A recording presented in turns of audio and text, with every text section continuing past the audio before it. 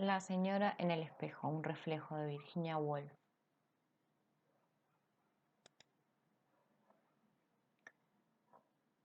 La señora en el espejo. La gente no debiera dejar espejos colgados en sus habitaciones, tal como no debe dejar talonarios de cheques o cartas abiertas confesando un horrendo crimen. En aquella tarde de verano una no podía dejar de mirar el alargado espejo que colgaba allí fuera en el vestíbulo. Las circunstancias así lo habían dispuesto. Desde las profundidades del diván en la sala de estar se podía ver en el reflejo del espejo italiano no solo la mesa con cubierta de mármol situada enfrente, sino también una parte del jardín más allá. Se podía ver un sendero con alta hierba que se alejaba por entre parterres de altas flores, hasta que, en un recodo, el marco dorado lo cortaba. La casa estaba vacía y una se sentía, ya que era la única persona que se encontraba en la sala de estar, igual que uno de esos naturalistas que, cubiertos con hierbas y hojas, yacen observando a los más tímidos animales, tejones, nutrias, martín pescador, los cuales se mueven libremente cual si no fueran observados. Aquel atardecer, la habitación estaba atestada de estos tímidos seres, de luz y sombras, con cortinas agitadas por el viento, pétalos cayendo, cosas que nunca ocurren o eso parece cuando alguien está mirando. La silenciosa y vieja estancia campestre, con sus alfombras y sus hogares de piedra, con sus hundidas estanterías para libros y sus cómodas laqueadas en rojo y oro, estaba llena de esos seres nocturnos. Se acercaban contoneándose y cruzaban así el suelo, pisando delicadamente con los pies, elevándose muy alto y las colas extendidas en abanico y picoteando significativamente cual si hubieran sido cigüeñas o bandadas de pavos reales con la cola cubierta de velo de plata. Y también había sombríos matices y oscurecimientos, como si una sepia hubiera tenido bruscamente el aire con morado. Y el cuarto tenía sus pasiones, sus furias, sus envidias y sus penas cubriéndolo, nublándolo, igual que un humano. Nada seguía invariable, siquiera durante 2 segundos, pero fuera el espejo reflejaba la mesa del vestíbulo, los girasoles y el sendero del jardín con tal precisión y fijeza que parecía allí contenidos sin posibilidad de escapar en su realidad. Constituía un extraño contraste, aquí todo cambiante, allá todo fijo. No se podía evitar que la vista saltara para mirar lo uno y lo otro. Entretanto, debido a que por el calor todas las ventanas y puertas estaban abiertas, se daba un perpetuo suspiro y cese del sonido, como la voz del transitorio y perecedero parecía yendo y viniendo, como el aliento humano, en tanto que en el espejo las cosas habían dejado de alentar y se estaban quietas, en trance de inmortalidad.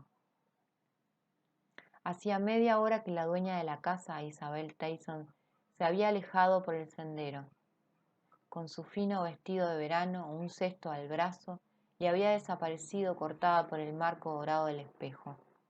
Cabía presumir que había ido al jardín bajo para coger flores, o, cual parecía más natural suponer, a coger algo leve, fantástico, con hojas, con lánguidos arrestres, como clemátidas o uno de esos elegantes haces de convólvulos, que se retuercen sobre sí mismos contra feos muros, y ofrecen aquí y allá el estallido de sus flores blancas y violetas.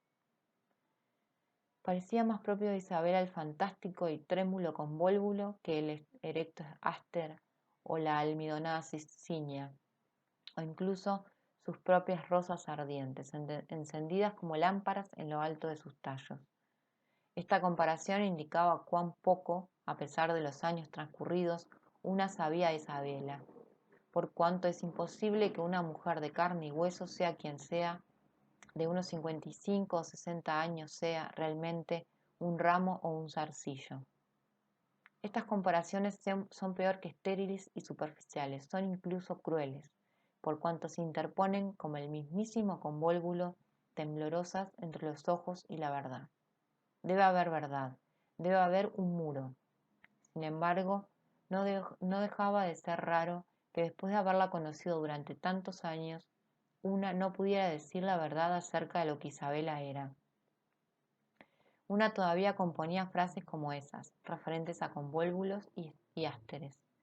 En cuanto a los hechos, no cabía dudar de que era solterona, rica, que había comprado esta casa y que había adquirido con sus propias manos, a menudo en los más oscuros rincones del mundo y con grandes riesgos de venenosas picadas y orientales enfermedades, las alfombras, las sillas y los armarios que ahora vivían su nocturna vida ante los ojos de una. A veces parecía que estos objetos supieran acerca de ella más de lo que nosotros, que nos sentábamos en ellos, escribíamos en ellos y caminábamos tan cuidadosamente sobre ellos, teníamos derecho a saber. En cada uno de aquellos muebles había gran número de cajoncitos, y cada cajoncito con casi total certeza guardaba cartas atadas con cintas en arqueados lazos, cubiertas con tallos de pliego y pétalos de rosa. Sí, ya que otra verdad, si es que una quería verdades, consistía en que Isabela había conocido a mucha gente, tenía muchos amigos, por lo que, si una tenía la audacia de abrir un cajón y leer sus cartas, hallaría los rastros de muchas agitaciones, de citas a las que acudir, de reproches por no haber acudido, largas cartas de intimidad y afecto, violentas cartas de celos y acusaciones, terribles palabras de separación para siempre, ya que todas esas visitas y compromisos a nada habían conducido. Es decir, Isabela no había contraído matrimonio y, sin embargo, a juzgar por la indiferencia de máscara de su cara, había vivido 20 veces más pasiones y experiencias que aquellos cuyos amores son pregonados para que todos sepan de ellos. Bajo la tensión de pensar en Isabela, aquella estancia se hizo más sombría y simbólica. Los rincones parecían más oscuros, las patas de las sillas y de las mesas más delicadas y jeroglíficas. De repente, estos reflejos terminaron violentamente, aunque sin producir sonido alguno. Una gran sombra negra se cernió sobre el espejo. La borró todo. Sembró la mesa con un montón de rectángulos de mármol veteado de rosa gris y se fue. Pero el cuadro quedó totalmente alterado, de modo que quedó irreconocible, ilógico y totalmente desenfocado. Una no podía poner en relación aquellos rectángulos con propósito humano alguno. Y luego, poco a poco, cierto proceso lógico comenzó a afectar a aquellos rectángulos. Comenzó a poner en ellos orden y sentido, y a situarlos en el marco de los normales aconteceres. Una se dio cuenta, por fin, de que se trataba meramente de cartas. El criado había traído el correo. Reposaban en la mesa de mármol, todas ellas goteando al principio luz y color, crudos no absorbidos. Y después fue extraño ver cómo quedaban incorporadas, dispuestas y armonizadas, cómo llegaban a formar parte del cuadro y recibían el silencio y la inmortalidad que el espejo confería. Allí reposaban, vestidas de una nueva realidad y un nuevo significado, y dotadas también de más peso, de modo que parecía se necesitara un escoplo para separarlas de la mesa. Y, tanto si se trataba de verdad como de fantasía, no parecía que fueran un puñado de cartas, sino que se hubieran transformado en tablas con la verdad eterna incisa en ellas. Si una pudiera leerlas, una sabría todo lo que se podía saber acerca de Isabela. Sí, y también acerca de la vida.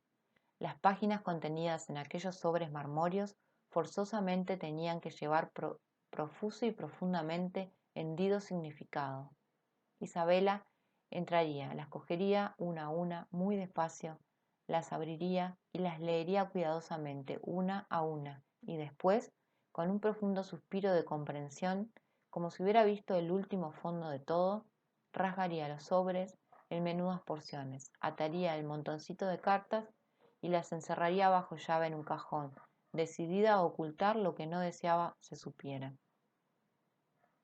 Este pensamiento cumplió la función de estímulo. Isabela no quería que se supiera, pero no podía seguir saliéndose con la suya.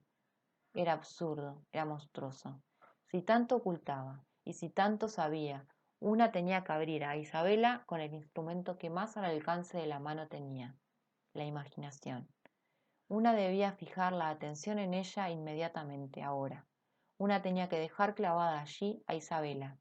Una debía negarse a que le dieran más largas mediante palabras y hechos propios de un momento determinado, mediante cenas y visitas y corteses conversaciones. Una tenía que ponerse en los zapatos de Isabela, interpretando esta última frase literalmente. Era fácil ver la clase de zapatos que Isabela llevaba allá en el jardín de abajo en los presentes instantes. Eran muy estrechos y largos y muy a la moda, del más suave y flexible cuero, al igual que cuando llevaba, al igual que cuanto llevaba eran exquisitos. Y ahora estaría en pie junto al alto seto, en la parte baja del jardín, alzadas las tijeras que llevaba atadas a la cintura para cortar una flor muerta, una rama excesivamente crecida. El sol le daría en la cara, incidiría en sus ojos, pero no. En el momento crítico, una nube cubriría el sol, dejando dubitativa la expresión de sus ojos, que era burlona o tierna, brillante o mate. Una sola podía ver el indeterminado contorno de su cara, un tanto marchito, bella, mirando hacia el cielo. Pensaba quizá que debía comprar una nueva red para las fresas, que debía mandar flores a la viuda de Johnson, que había ya llegado el momento de ir en automóvil a visitar a Hipsley en su nueva casa. Ciertamente esas eran las cosas de que hablaba durante la cena, pero una estaba cansada de las cosas de que hablaba en la cena. Era su profundo estado de ser lo que uno quería aprender y verter en palabras, aquel estado que es a la mente lo que la respiración es al cuerpo, lo que se llama felicidad o desdicha. Al mencionar estas palabras quedó patente, sin duda, que forzosamente Isabela tenía que ser feliz. Era rica, era distinguida, tenía muchos amigos, viajaba, compraba alfombras en Turquía y cerámica azul en Persia. Avenidas de placer se abrían hacia allí y allá, desde el lugar en que ahora se encontraba, con las tijeras alzadas para cortar temblorosamente las ramas, mientras las nubes con calidad de encaje velaban su cara. Y aquí, con un rápido movimiento de las tijeras, cortó un haz de clemátides, cayó al suelo. En el momento de la caída se hizo, sin la menor duda, más luz y una pudo penetrar un poco más en su ser. Su mente rebosaba ternura y remordimiento. Cortar una rama en exceso crecida la entristecía debido a que otrora vivió y amó la vida. Sí, y al mismo tiempo la caída de la rama le revelaba que también ella debía morir, y la trivialidad y carácter perecedero de las cosas. Y una vez más, asumiendo este pensamiento con su automático sentido común, pensó que la vida la había tratado bien, incluso teniendo en cuenta que también tendría que caer. Sería para yacer en la tierra e incorporarse suavemente a las raíces de las violetas. Y así estaba en pie pensando, sin dar precisión a pensamiento alguno, por cuanto era una de esas reticentes personas cuya mente retiene el pensamiento envuelto en nubes de silencio. Rebosaba pensamientos. Su mente era como su cuarto, en donde las luces avanzaban y retrocedían, avanzaban haciendo piruetas y contorneándose y pisando delicadamente, abrían en abanico la cola, a picotazos se abrían camino. Y entonces todo su ser quedaba impregnado, lo mismo que el cuarto, de una nube de cierto profundo conocimiento, de un arrepentimiento no dicho, y entonces quedaba toda ella repleta de cajoncitos cerrados bajo llave, llenos de cartas igual que sus canteranos. Hablar de abrirla como si fuera una ostra, de utilizar en ella la más hermosa, sutil y flexible herramienta entre cuantas existen. Era un delito contra la piedad y un absurdo. Una tenía que imaginar. Y allí estaba ella, en el espejo. Una tuvo un sobresalto. Al principio estaba tan lejos que una no podía verla con claridad. Venía despacio, deteniéndose de vez en cuando, enderezando una rosa aquí, alzando un clavel allá para olerlo, pero no dejaba de avanzar. Y constantemente se hacía más grande y más grande en el espejo, y más completa era la persona en cuya mente una había intentado penetrar. Una la iba comprobando. Poco a poco incorporaba las cualidades descubiertas a aquel cuerpo visible. Allí estaba su vestido verde-gris y los alargados zapatos, y el cesto y algo que relucía en su garganta. Se acercaba tan gradualmente que no parecía perturbar las formas reflejadas en el espejo, sino que se limitara a aportar un nuevo elemento que se movía despacio y que alteraba los restantes objetos como si les pidiera cortésmente que le hicieran sitio. Y las cartas, y la mesa, y los girasoles que habían estado esperando en el espejo se separaron y se abrieron para recibirla entre ellos. Por fin llegó, allí estaba en el vestíbulo, se quedó junto a la mesa, se quedó totalmente quieta. Inmediatamente el espejo comenzó a derramar sobre ella una luz que parecía gozar de la virtud de fijarla, que parecía como un ácido que corroía cuanto no era esencia, cuanto era superficial y sólo dejaba la verdad. Era un espectáculo fascinante.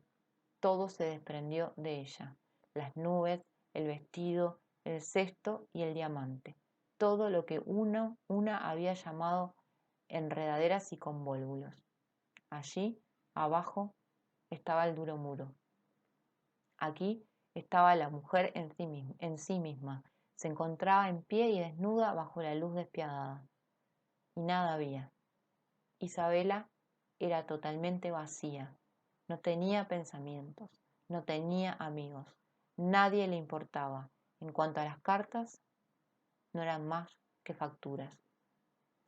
Mírala ahí, en pie, vieja y angulosa, con abultadas venas y con arrugas, con su nariz de alto puente y su cuello rugoso. Ni siquiera se toma la molestia de abrirlas. La gente no debiera dejar espejos colgados en sus estancias.